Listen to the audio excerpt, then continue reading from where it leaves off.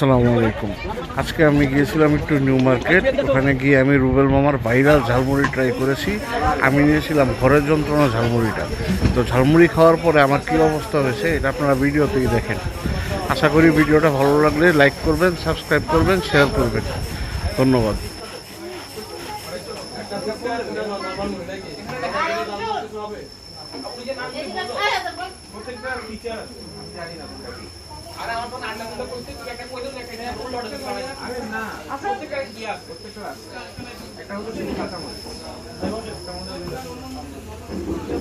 এইটার চেয়ে ঘরের যন্ত্রণা মিষ্টি বেশি।